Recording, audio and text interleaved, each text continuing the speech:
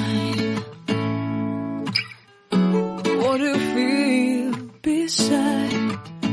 I don't know where we're gonna fly like you did. Assalamualaikum warahmatullahi wabarakatuh. Perkenalkan, nama saya Wa'ode Mayendrasti, mahasiswa Fakultas Ilmu Sosial Program Studi Pendidikan Sejarah Kelas A Universitas Negeri Gorontalo. Pada video kali ini, saya akan mereview sebuah jurnal yang berjudul Eksistensi Pancasila pada Era Orde Baru, yang ditulis oleh Andreu Sandiutama. Baiklah, langsung saja saya masuk kepada materi.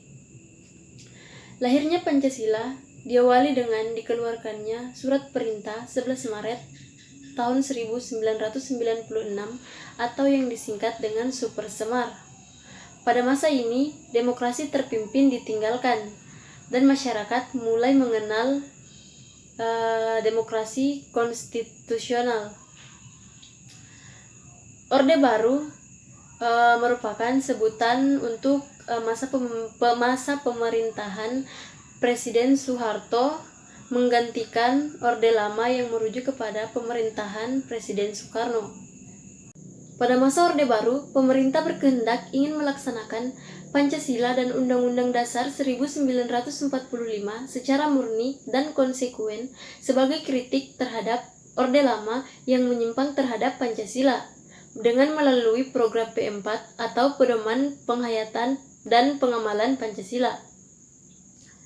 Pemerintahan Orde Baru berhasil mempertahankan Pancasila sebagai ideologi dan dasar negara, sekaligus berhasil membasmi serta menumpas paham komunis di Indonesia. Akan tetapi, implementasi dan aplikasinya lama-kelamaan semakin mengecewakan. Beberapa tahun kemudian, kebijakan-kebijakan yang dikeluarkan tidak sesuai dengan jiwa Pancasila.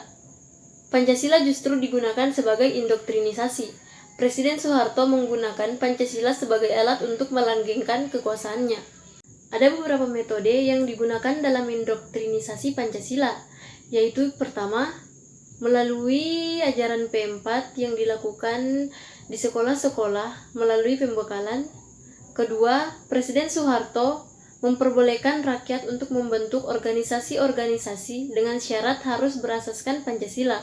Ketiga, Presiden Soeharto melarang adanya kritikan-kritikan yang dapat menjatuhkan pemerintah karena Presiden Soeharto beranggapan bahwa kritikan-kritikan terhadap pemerintah dapat menyebabkan ketidakstabilan dalam negeri. Oleh karena itu, untuk menjaga stabilitas negara, Presiden Soeharto menggunakan kekuatan militer sehingga tidak ada pihak-pihak yang berani untuk mengkritik pemerintah. Dalam masa pemerintahannya, Presiden Soeharto melakukan beberapa penyelewengan dalam penerapan Pancasila, yaitu dengan menerapkan sistem demokrasi sentralistik, yaitu demokrasi yang berpusat pada Pancasila. Presiden Soeharto juga memegang kendali terhadap lembaga eksekutif, legislatif, dan yudikatif, sehingga beberapa peraturan harus dibuat sesuai dengan persetujuannya. Presiden Soeharto juga melemahkan aspek-aspek demokrasi, terutama pers, karena dinilai dapat membahayakan kekuasaannya, sehingga Presiden Soeharto membentuk Departemen Penerangan sebagai lembaga sensor secara besar-besaran agar setiap berita yang dimuat di media tidak ada yang menjatuhkan pemerintah. Penyelewengan lainnya yang sangat buruk dan menyimpang dari nilai-nilai luhur Pancasila adalah Presiden Soeharto melanggengkan korupsi, kolusi, dan nepotisme atau KKN, sehingga pada masa ini dikenal sebagai rezim terkorup di Indonesia. Puncaknya yaitu pada saat terjadi krisis ekonomi dan krisis moneter pada tahun 1997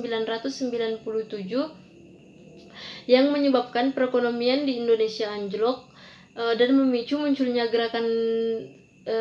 gerakan secara besar-besaran untuk menggulingkan rezim Orde Baru di bawah kepemimpinan Soeharto. Sekian apa yang dapat saya sampaikan. Kurang dan lebihnya mohon dimaafkan. Saya tutup dengan ucapan wabillahi taufiq wal hidayah. Wassalamualaikum warahmatullahi wabarakatuh.